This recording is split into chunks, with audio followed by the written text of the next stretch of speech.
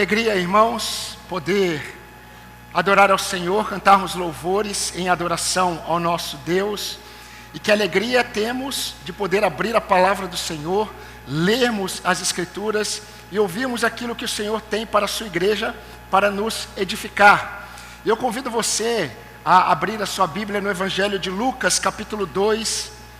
Lucas, capítulo 2, vamos ler a partir do versículo 38 até o versículo 35.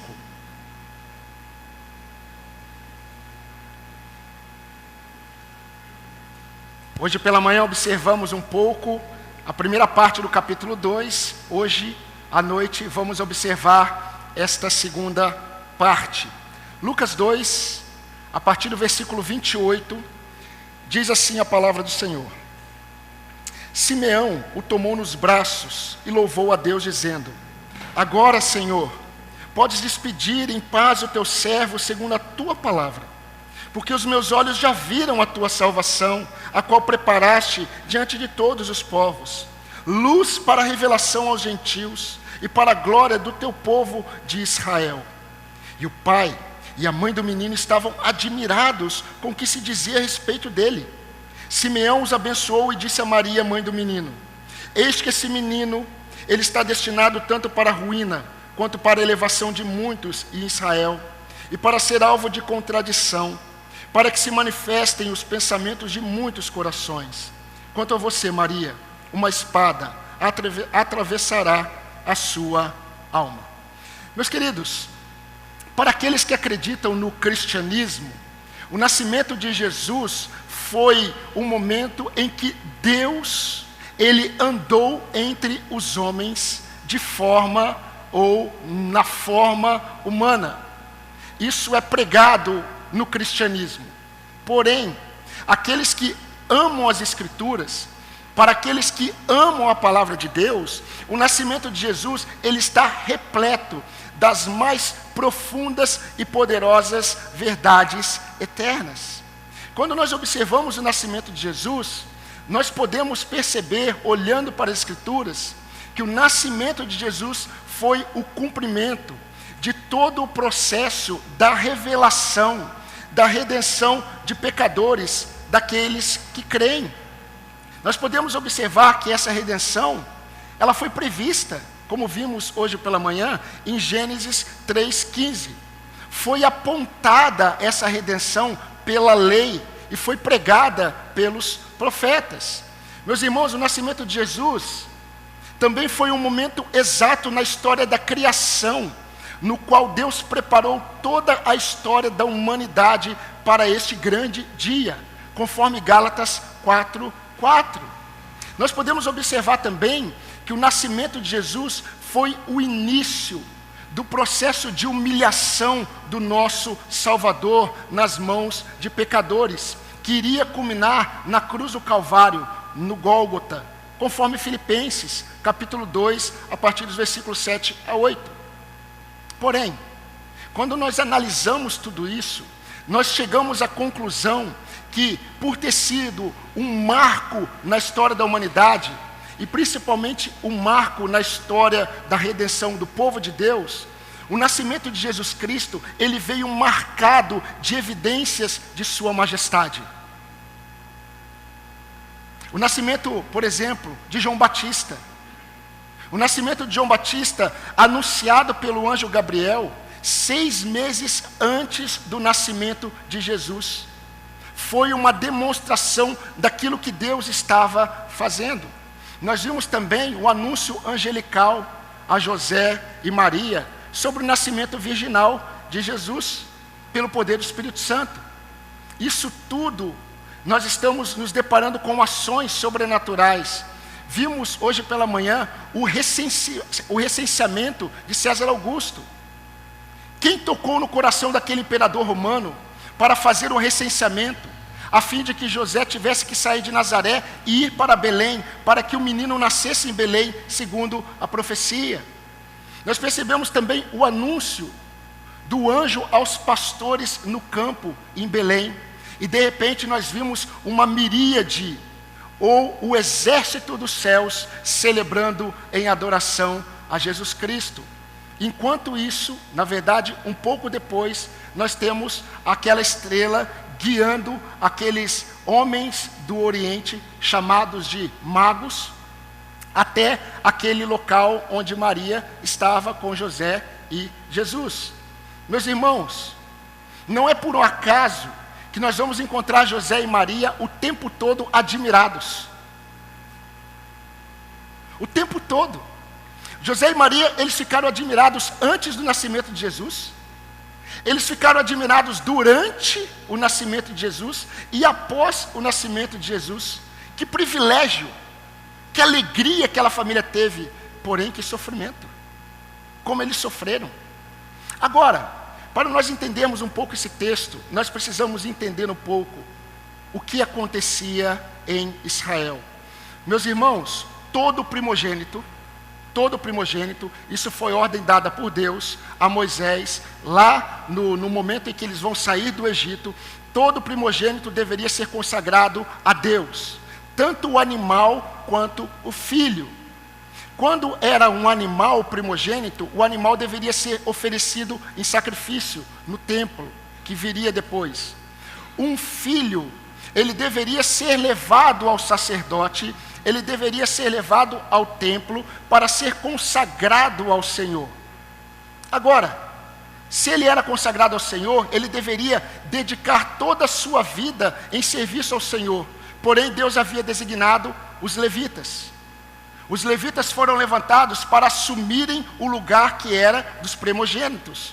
Todo primogênito de Israel, ele era substituído na consagração pelos levitas.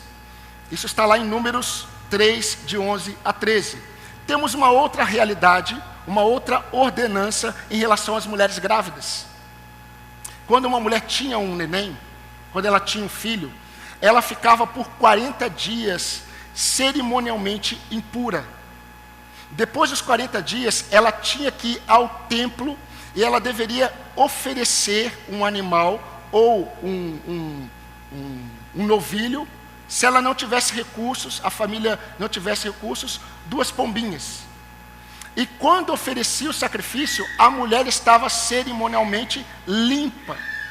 Quando nós observamos, meus queridos, o capítulo 2, de 21, versículo 21, versículo 22, 23 e 24, José e Maria, eles foram ao templo para cumprir esses 2 mandamentos.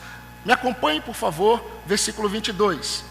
Passados os dias da purificação deles, segundo a lei de Moisés, porque toda a família estava impura cerimonialmente, tanto o homem quanto a mulher, levaram o menino a Jerusalém para apresentar ao Senhor. Então percebam que eles foram para fazer as 2 coisas. Foram para apresentar a oferta para a liberação, digamos assim, de Maria, daquele período de 40 dias, mas também para apresentar Jesus, que era o primogênito. Isso está acontecendo aqui. Agora, o texto que nós lemos agora há pouco, irmãos, mostra que, enquanto isso estava acontecendo, enquanto José e Maria, eles foram ao templo para cumprir essas 2 ordenanças, um homem chamado Simeão, ele foi instruído pelo Espírito Santo para ir ao templo no mesmo momento. E quando Simeão ele chega ao templo, a gente pode perceber que Simeão ele se depara com algo que Deus havia revelado a ele. A Bíblia diz que Simeão era um homem que aguardava a consolação de Israel. E o Espírito Santo havia falado para ele que ele não morreria. Muitos acham que Simeão era um velho, mas a Bíblia não diz isso. A Bíblia só diz que ele não morreria sem antes ver o Cristo do Senhor. O Espírito Santo manda ele para o templo. Quando ele chega no templo, ele olha para José, Maria, ele vê o menino, e aí ele contempla algo tão profundo, que Maria e José, eles vão ficar admirados de tudo que Simeão irá falar sobre o menino, como está no versículo 33. Os pais ficam admirados. Mas, irmãos, o que Simeão viu? Isso é importante para nós. O que Simeão viu e falou sobre o menino que estava em seu braço? Simeão, ele viu que o Espírito Santo havia falado para ele que ele veria. Quando ele viu o menino, ele viu o Cristo do Senhor. Ele viu que Jesus era o Cristo de Deus. Jesus, ele era o ungido de Deus. Mas outras coisas estão presentes nessa revelação. E eu gostaria de compartilhar com os irmãos duas realidades que o Espírito Santo mostrou para Simeão, que José e Maria desconheciam, e infelizmente eu acredito que muitos crentes desconhecem. E a primeira verdade que eu gostaria de destacar, que Simeão percebe, está no versículo 32.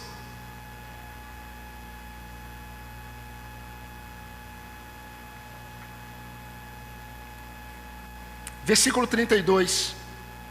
Simeão, ele está exaltando a Deus, e ele diz assim: luz para a revelação aos gentios e glória do teu povo de Israel. Simeão, ele, depois que ele chegou à conclusão que Jesus, ele é o Cristo de Deus, ele vê aquilo que o Espírito Santo revelou para ele. Jesus, ele é a luz, e Jesus é a glória do seu povo. Jesus, ele é a luz e a glória do seu povo. Meus irmãos, todas as coisas aqui estão acontecendo de forma maravilhosa. Essa visão que eu estou mostrando para vocês parece algo simples. Puxa, que bom. Ele viu que Jesus é a luz e ele é a glória para o seu povo. Mas o que isso significa? Nós precisamos voltar um pouco. 6 meses antes, Zacarias, pai de João Batista, ele profetiza. Ele profetiza e ele diz assim sobre João: e você, menino, você será chamado profeta do Altíssimo, porque você precederá o Senhor, preparando-lhe os caminhos. E ele exulta a Deus, e ele diz: graças à profunda misericórdia de nosso Deus, pela qual nos visitará o sol nascente das alturas. Preste atenção. Para iluminar os que jazem nas trevas e na sombra da morte, e dirigir os nossos pés pelo caminho da paz. Lucas 1, 76 a 79. Vocês devem se lembrar quando eu disse certa vez, que normalmente quando os pais, eles vão ter um filho, eles começam a sondar um nome para o filho.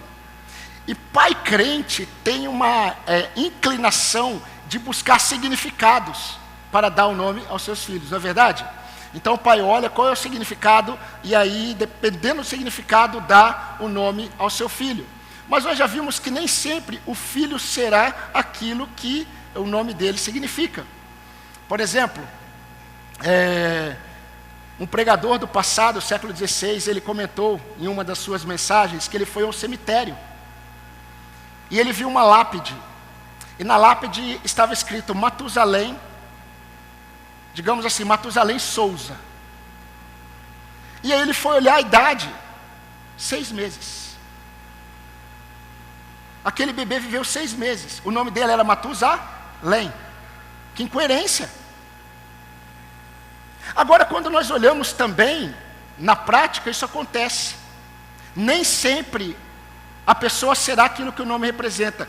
Mas isso é completamente diferente quando Deus dá o nome. E quando nós observamos, queridos, nós vamos perceber que no povo de Israel, no 8º dia, quando o menino ele era circuncidado, o pai dava um nome para o menino. Tanto João Batista, quanto Jesus, os pais não escolheram os nomes deles. Tanto João Batista, quanto Jesus, um anjo havia falado como eles deveriam ser chamados. Quando José e Maria estão no versículo 21, dando um nome a Jesus, eles já sabiam que nome seria, porque Jesus tem um significado. Jesus significa o Salvador, aquele que salva. No versículo 26, nós vamos perceber que o Espírito Santo havia revelado a Simeão que ele não morreria sem ver o Cristo do Senhor. Então, quando ele olha para Jesus, eu creio que ele perguntou para os pais: qual é o nome da criança? E os pais provavelmente falaram, o nome é Jesus. Jesus significa o Salvador. E ele entendeu, o Espírito Santo mostrou para ele, que aquele menino não era qualquer Salvador. Como eu disse hoje pela manhã, o nome Jesus era comum. Quantos Oséias havia? Quantos Josué havia? É o mesmo nome. Jesus, Josué, Oséias, é o mesmo significado. Todos significam Salvador. Agora, por que Jesus é diferente? Porque Jesus é o único que é o Cristo do Senhor. Jesus é o único que foi ungido por Deus para ser Salvador. Nenhum outro pode salvar como Ele. Por isso que Paulo, em suas epístolas, normalmente diz, Cristo o Senhor. Cristo Jesus. Porque é importante mostrar que esse Jesus, ele não é comum. Ele é o Cristo de Deus. Ele é o Messias. Messias é a mesma coisa que Cristo. Messias hebraico, Cristo grego. Mas o significado é ungido. Jesus é o Cristo de Deus. Aí ele ora. E qual é a oração de Simeão? Ele diz assim, agora, Senhor, o Senhor pode despedir em paz o teu servo, segundo a tua palavra, porque os meus olhos já viram a tua salvação. Eu estou lendo versículo 29 a 31. A qual preparaste diante de todos os povos. Mas há algo a mais aqui. Há algo a mais aqui. Quando nós observamos, nós vamos perceber que Jesus, para Simeão, ele era uma pessoa diferente, não apenas porque era o Cristo de Deus, mas por aquilo que ele veio fazer. O Espírito Santo mostrou para Simeão que esse Jesus, por ser o Cristo de Deus, ele seria a luz para a revelação aos gentios, não é isso que o texto diz? E para a Shekinah do teu povo Israel. Fala um povo que estava acostumado com a Shekinah de Deus, com a glória de Deus, o povo de Israel. Mas preste atenção no que está acontecendo. José, quando o anjo fala com ele, ele tem uma visão, e o anjo diz assim, José, você porá o nome do seu filho, ou do filho que nascerá de Maria, você colocará o nome dele de Jesus, porque ele salvará o seu povo dos seus pecados. O seu povo dos seus pecados. Agora, para Simeão, o Espírito Santo diz, ele é luz para os gentios, e é a glória para Israel. Mas ele é a luz para os gentios, e ele é glória para Israel, mas ele veio para salvar o seu povo de seus pecados. É porque Simeão está tendo um vislumbre da igreja. A igreja que é formada por aqueles que eram judeus e esperavam o Messias e creram em Jesus, e por aqueles que eram gentios, que nunca tiveram conhecimento daquilo que Deus havia para fazer. Jesus, o Salvador, é a luz para a salvação, para a revelação dos gentios e glória para a Israel.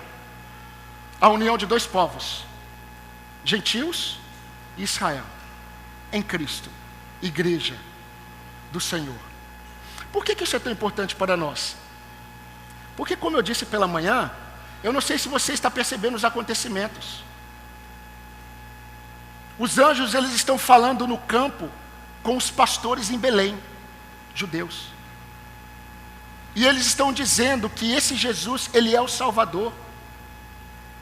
Logo depois, tem muita gente que confunde que os magos do Oriente, eles chegaram no mesmo momento em que todos estavam ali na estrebaria. E está todo mundo junto, mas isso não é verdade. Provavelmente, os magos do Oriente, eles aparecem depois, e quando eles vão visitar José e Maria, eles não estão na estrebaria mais. Mas preste atenção, porque enquanto o anjo e os anjos, eles estão se revelando aos pastores hebreus, judeus, a estrela está guiando homens que vêm do Oriente, que são gentios. Deus está fazendo todas as coisas acontecerem para mostrar que Ele tem um plano para salvar o seu povo. E o seu povo não é formado apenas de judeus, mas de gentios de toda a terra. Todas as línguas, tribos, raças e nações virão até Ele. Eu acho muito interessante essa expressão, e eu quero partir para a aplicação logo. Mas essa visão que Zacarias tem 6 meses antes. Deus nos abençoou de tal forma que irá nos visitar o sol nascente. Ele vai iluminar os que jazem nas trevas e na sombra da morte. Ele vai dirigir os nossos pés pelo caminho da paz. Aí Jesus é adulto. Jesus está pregando. Maria é discípulo de Jesus. Muitos estão seguindo Jesus. E Jesus adulto, ele diz: eu sou a luz do mundo. Quem me segue não andará em trevas. Pelo contrário, terá a luz da vida. João 8:12. Ah, meus irmãos, nessa época do ano, nesse período do ano, muitos estão olhando para o nascimento de Jesus de várias formas. Cantatas estão acontecendo, teatros estão acontecendo, muitas coisas estão acontecendo. Mas será que os crentes estão enxergando Jesus como Simeão enxergou? Porque Simeão só viu Jesus porque o Espírito Santo revelou para ele. E todos os crentes precisam ver Jesus como Simeão viu. Mas nós podemos ver de forma mais completa, porque nós temos as Escrituras. Meus queridos, na plenitude dos tempos, Deus enviou o seu Filho, nascido de mulher, nascido debaixo da lei, para resgatar todos os que estão condenados pela lei. Jesus veio para resgatar todo aquele que crê, todo aquele que o Pai escolheu nele antes da fundação do mundo, sendo judeu ou gentil. Segundo Efésios capítulo 1. Jesus veio para resgatar a ovelha que estava perdida e levar de volta para o aprisco. Jesus veio para encontrar a moeda perdida e colocar de volta na sua bolsa. Jesus veio para resgatar o filho perdido e entregar de volta ao seu pai. Tanto judeu quanto gentil. Jesus veio para libertar todo aquele que crê da condenação do pecado, do poder de Satanás, da morte, da ira justa de Deus. Ele é o Cordeiro de Deus que tira o pecado de todas as pessoas do mundo, todos aqueles que creem no mundo inteiro. Jesus nasceu porque tinha propósitos. Meus irmãos, Jesus nasceu com propósitos definidos. Jesus tinha propósito de revelar o Pai. Jesus nasceu com o propósito de revelar a vida eterna e conceder a vida eterna aos que creem. Jesus nasceu com o propósito de morrer pela sua igreja e santificar a sua noiva, conforme João 17, conforme Efésios 5:25. Vocês se lembram de Jesus com Pilatos? Jesus estava próximo à sua crucificação. E Jesus está diante de Pilatos e Jesus diz assim: eu para isso nasci. E para isso eu vim ao mundo. Eu nasci com um propósito definido. Eu para isso nasci e para isso vim ao mundo, para dar testemunho da verdade. Todos dão ouvido à verdade? Não. Jesus diz: todo aquele que é da verdade, ouve a minha voz. Jesus não diz: todo aquele que ouvir a verdade será meu. Ele diz: todo aquele que é da verdade, ouve a minha voz. Porque as ovelhas do Senhor, o Senhor já conhece antes de todas as coisas serem criadas. Ele veio para resgatar o seu povo, segundo as Escrituras. Jesus nasceu para oferecer um único e suficiente sacrifício pelo pecado. E preste atenção, para se tornar fiel sumo sacerdote daqueles que colocam nele a sua esperança. Segundo Hebreus capítulo 4, Hebreus capítulo 2, segundo toda a carta aos Hebreus. Simeão enxergou tudo isso, mas não tudo. Nós podemos enxergar muito mais, por causa das Escrituras que Deus nos deixou para nos santificar. E meus amados irmãos, diante de tantos falsos ensinos, e não são poucos, diante de nossa inclinação à religiosidade vazia, que apenas traz um alívio à nossa consciência, diante de tantos pensamentos humanistas que roubam a glória de Deus na igreja, diante de tantas deturpações do Evangelho, lembre-se, nós vivemos um Evangelho, nós vivemos uma história evangélica sem o Evangelho de Cristo. É realidade do povo de Deus hoje. O povo de Deus caminha sem o Evangelho. Diante do aumento da iniquidade no mundo e na igreja, nunca perca de vista o que o Espírito Santo mostrou a Simeão. Jesus Cristo, Ele é o Cristo de Deus, mas Ele é a nossa única luz, e Ele é a nossa glória. Remova Cristo e a sua glória da igreja, que você tira o que é ser igreja. Porque Deus que disse, das trevas resplandeça a luz, Ele mesmo resplandeceu em nosso coração para o conhecimento da Shekinah de Deus na face de Jesus Cristo. 2 Coríntios 4:6. Mas o que mais Simeão viu? Simeão também viu que Jesus, Ele é a elevação dos que creem, e Ele é a ruína dos incrédulos. O Jesus pregado hoje por muitas igrejas é um Jesus fabricado, mas não é o Jesus que Simeão viu. Olha o que Simeão disse para José e Maria, versículo 34 e 35. Simeão os abençoou e disse a Maria, mãe do menino: eis que esse menino está destinado tanto para a ruína como para a elevação de muitos em Israel, e para ser alvo de contradição, para que se manifeste os pensamentos de muitos corações. Quanto a você, Maria, uma espada irá atravessar a sua alma.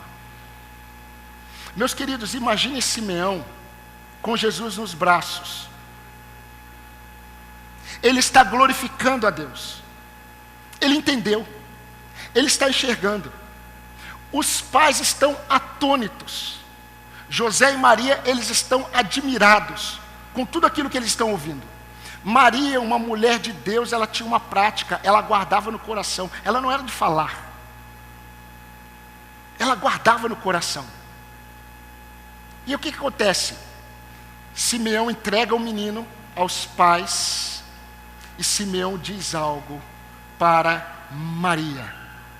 Ele diz assim: Maria, esse menino, ele está destinado tanto para ser ruína, como para ser elevação de muitos em Israel. Ou seja, esse menino veio para ser motivo de muitos serem levantados, e o motivo de muitos se tornarem em ruínas. Esse menino, ele será alvo de contradição. Esse não é o Jesus pregado. O Jesus pregado é um Jesus desesperado para que os homens o aceitem. Esse não é o Jesus que Simeão viu. E eu acho interessante porque Maria, ela ouve tudo isso, e tudo que ela ouve, ela guarda. E quando ela está caminhando com Jesus, Jesus já é adulto, ela era seguidora de Jesus, ela ouve o filho dela dizer o seguinte: não pensem que eu vim trazer paz ao mundo. Eu não vim trazer paz, eu vim trazer espada. Eu vim causar divisão. Ele é alvo de contradição.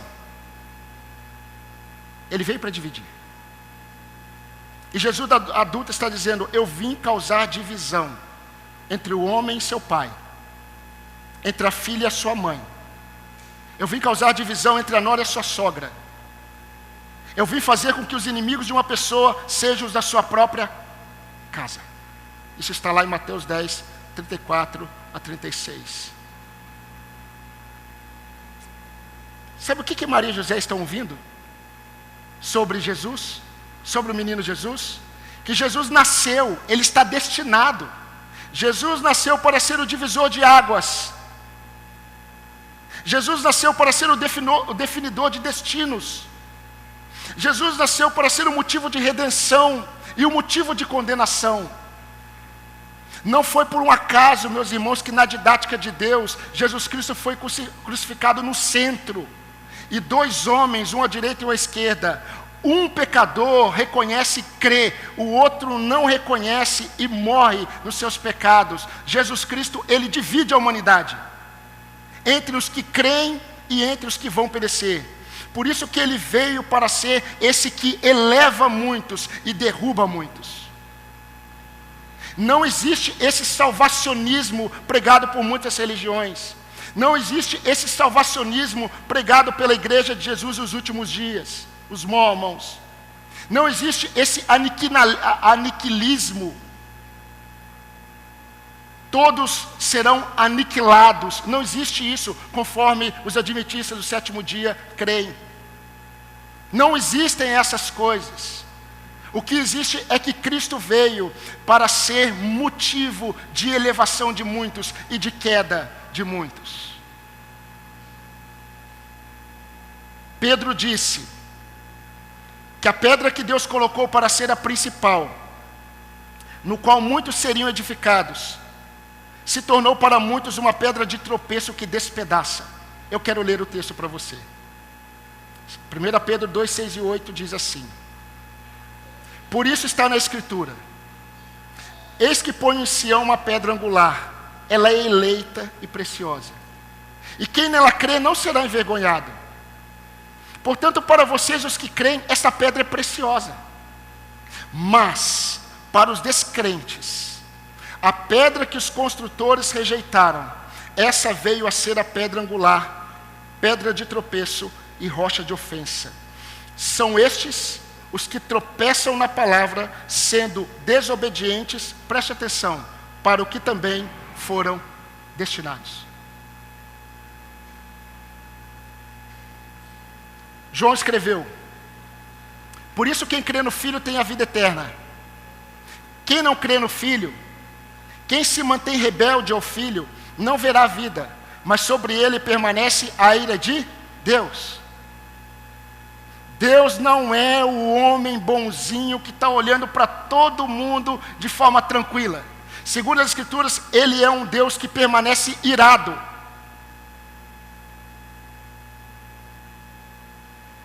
Quem tem o Filho tem a vida. Quem não crê no Filho e permanece rebelde, a ira de Deus permanece sobre ele. A ira de Deus só não está sobre aqueles que creem. Isso é sério, irmãos. Isso é muito sério. Isso deve produzir em nós muita gratidão, nós que fomos salvos. E deve produzir em nós um desejo de pregarmos o Evangelho, para que outros creiam. Simeão, ele disse algo a mais. Ele disse assim: Maria, Jesus não veio apenas para ser alvo de contradição. Ele veio para manifestar os pensamentos de muitos corações.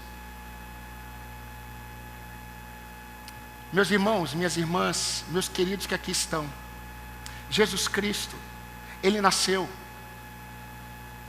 para revelar os corações dos homens. Jesus é aquele que separa o joio do trigo. Jesus é aquele que conhece o religioso e o crente verdadeiro. Jesus é aquele que está, mas nunca esteve. Jesus é aquele que sabe que quem é aquele que pensa que é o que nunca foi. Jesus, ele é aquele que separa ovelhas de bodes. Jesus é aquele que remove os galhos secos, porque eles não estão sendo alimentados da oliveira, da videira. Jesus é o que separa estes que pensam que serão salvos, mas permanecem condenados, porque muitos dirão naquele dia: Senhor, em teu nome eu fiz tantas coisas.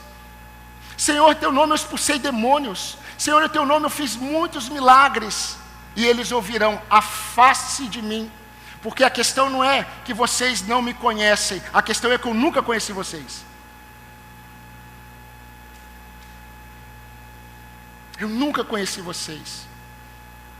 Meus irmãos, há um pensamento deturpado muitas vezes, de algumas pessoas que pensam assim: por que Deus salva uns, e não salva outros?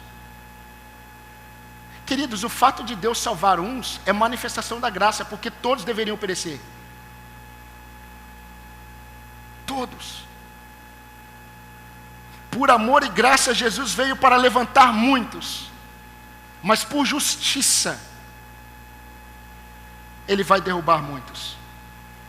Ele veio para ser alvo de contradição. Ele veio para revelar os corações, mas isso seria com sofrimento. Eu imagino a última fala de Simeão para Maria. Quanto a você, Maria, uma espada irá atravessar a sua alma. Meus irmãos, estava previsto em Gênesis 3,15, que aquele que esmagaria a cabeça da serpente, ele seria o descendente da mulher. Ele viria da mulher. E nós podemos perceber que esse descendente da mulher que esmagaria a cabeça da serpente, ele seria picado pela serpente. E isso aconteceu. Isso aconteceu na cruz. Vocês se lembram que antes de Jesus ser preso, Jesus falou assim: essa é a hora do poder das trevas. Maria estava lá na cruz. Eu creio que Maria, ela se lembrou do que Simeão falou para ela, quando Jesus ainda era pequeno. Depois de 33 anos, ela se lembrou na cruz. Eu tenho certeza de que Simeão disse para ela: uma espada vai atravessar a sua alma. E queridos, isso aconteceu. Isso aconteceu. Isso aconteceu porque naquele momento em que Jesus estava sendo crucificado, ele estava esmagando a cabeça da serpente, mas ele estava sofrendo.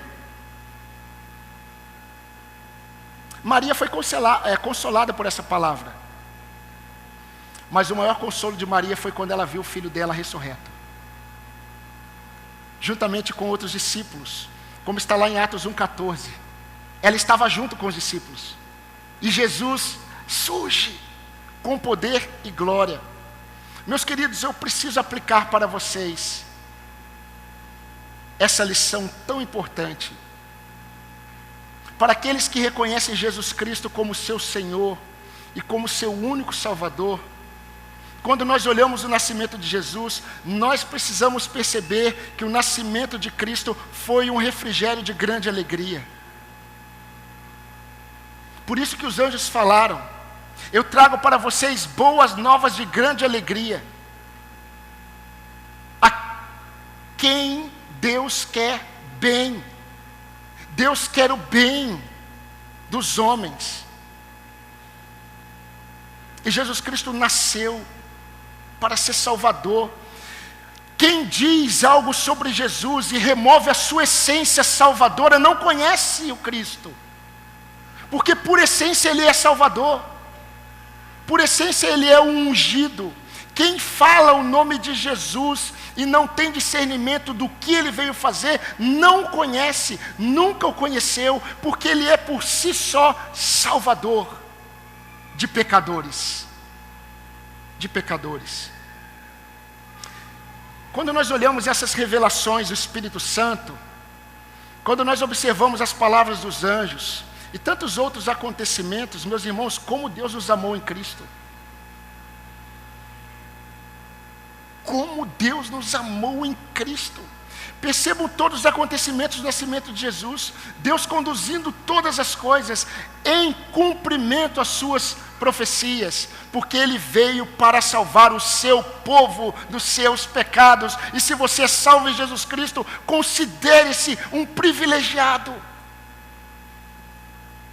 Não trate o seu Senhor de qualquer forma. Não viva o seu dia a dia como se Deus não existisse para você. Não chame Deus de Pai se você vive como órfão todos os dias, como já disse certo pregador. Pela graça de Deus, antes de Deus criar o homem, Ele separou você para Ele. Ele nos escolheu antes da fundação do mundo. Segundo Paulo aos Efésios. e nos predestinou em amor para Ele, para que sejamos conforme a imagem do seu Filho. Irmãos, quando nós olhamos para o que Jesus passou e sofreu por nós, preste atenção. Eu sei que muitos pregadores, inclusive eu, já falei sobre isso. Que aquilo que Cristo fez da cruz revela o seu amor por nós, não é verdade? Como Ele nos amou. Mas entenda que o preço que foi pago tão alto por nós não revela o nosso valor, revela a profundidade da nossa rebeldia.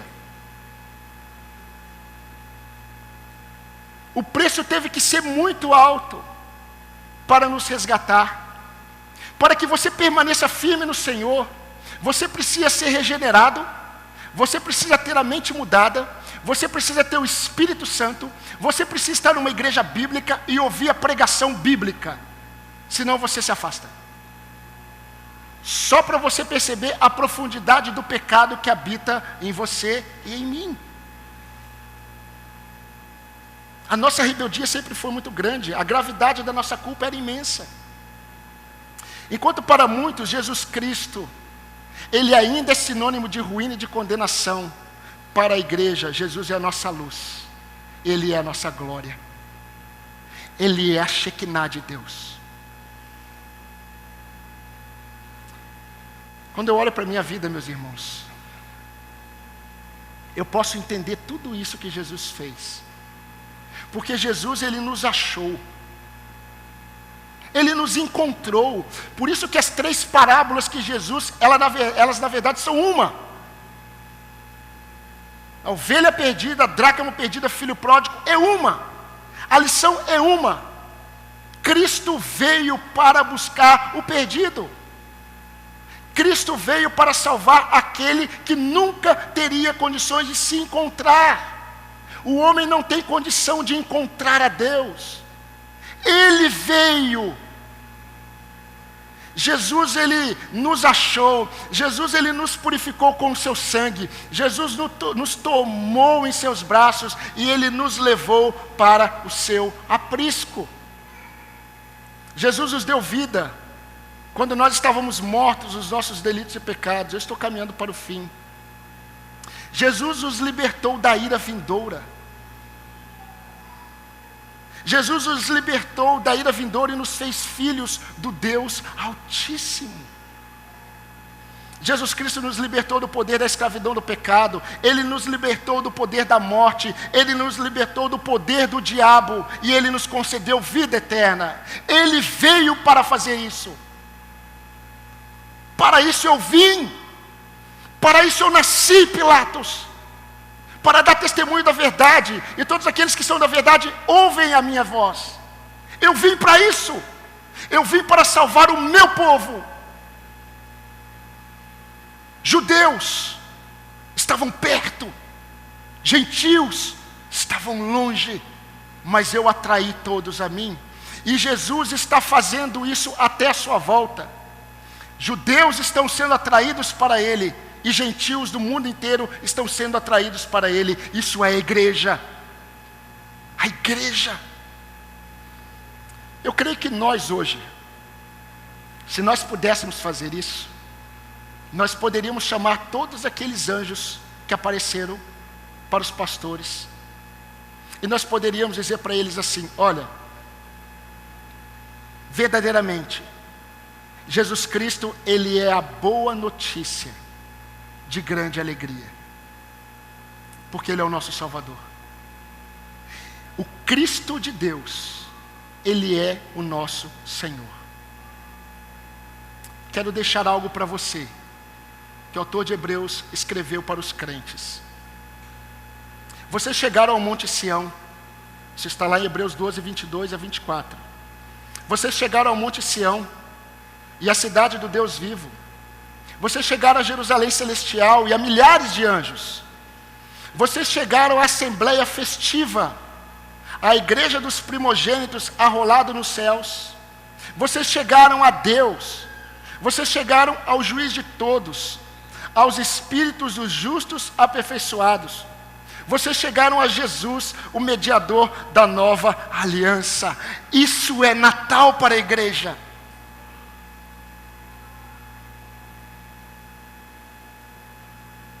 Isso prefigura o Natal.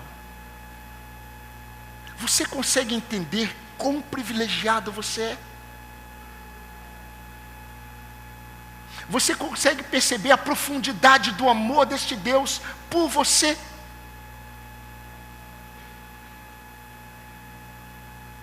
Nós teremos essa semana momentos de comunhão.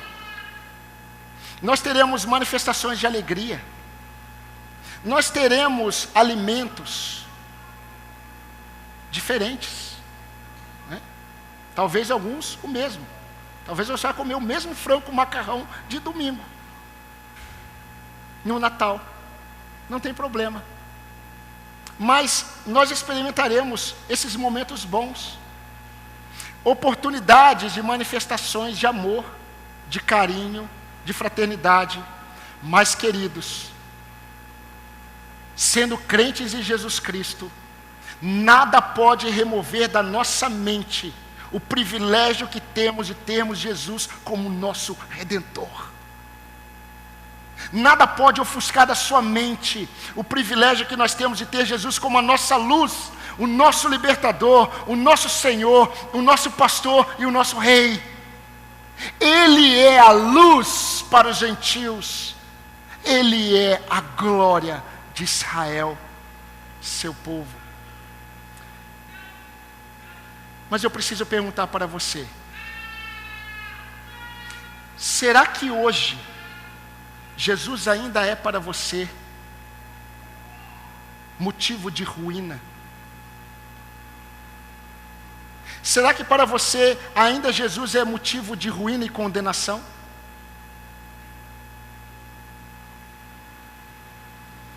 Como eu disse no início, sendo Jesus Salvador e a sua essência está relacionado ao seu nome, e a obra que ele fez, ele é Salvador, ele foi ungido por Deus para salvar pecadores.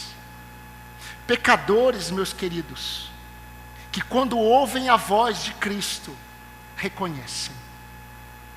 O que eu quero dizer para você é que talvez hoje Jesus ainda seja motivo de condenação e ruína, que hoje é dia de salvação.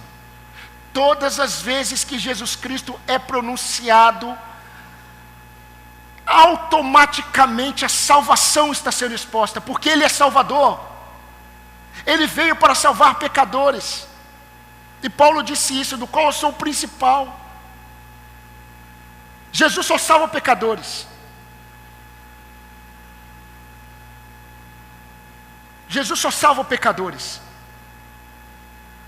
Perguntaram para Jesus: o Senhor nos chama de cego? Jesus disse: se vocês fossem cegos, vocês seriam salvos. Mas como vocês enxergam, vocês permanecem em seus pecados, condenados. Porque Jesus não veio para os sãos, para aqueles que acreditam que não precisam de Salvador. Jesus veio para aqueles que reconhecem: eu preciso do Salvador. Eu não me iludo como pastor se você é membro de uma igreja evangélica. Eu não me iludo se você conhece textos bíblicos. Eu não me iludo se você tem experiência com louvores toda semana. Se você até faz parte de um ministério da igreja, eu não me iludo. Porque nós não podemos iludir aquele que revela corações.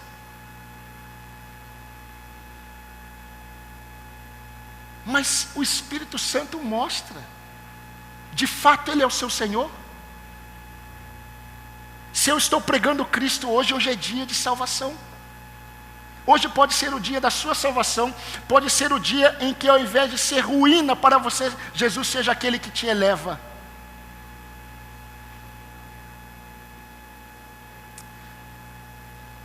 Eu posso dar um conselho para você, pastoral? Reconheça que sem Ele, você está condenado aos seus pecados. Você precisa reconhecer que Ele é o único Salvador dado para o qual os homens sejam salvos. Não há nenhum outro. Clame a Ele para que Ele te salve hoje. Clame por salvação. O Senhor não rejeita um coração contrito. Preste atenção, Jesus Cristo, Ele é o começo da esperança e Ele é o fim do desespero. Se você ainda está sem Cristo, você está numa posição de desespero. Você tem que ficar desesperado. Mas Ele é o início da esperança. Ele é o fim do desespero. Ele veio para salvar pecadores como eu. Ele veio para salvar pecadores como nós. Ele veio para salvar pecadores talvez como você. A diferença talvez entre mim, entre muitos e você, é que nós reconhecemos que somos pecadores e reconhecemos Jesus como o único Salvador, e você ainda não. Se alguém tem sede, venha a mim e beba, disse Jesus. Quem crê em mim, assim como diz a Escritura, do seu interior fluirão rios de águas vivas. João 7, 37 a 38. Hoje, eu quero insistir, hoje ainda é tempo de salvação. Agora, para você que é salvo, hoje é tempo de gratidão e louvor a Deus. Vamos orar? Vamos falar com o nosso Senhor. Eu gostaria que você orasse pessoalmente.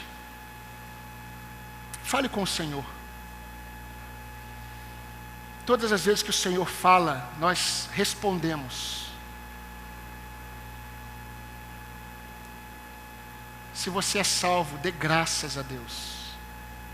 Glorifique a Jesus. Mas se você não é, não saia daqui sem reconhecer Jesus Cristo como o único Salvador e Senhor da sua vida.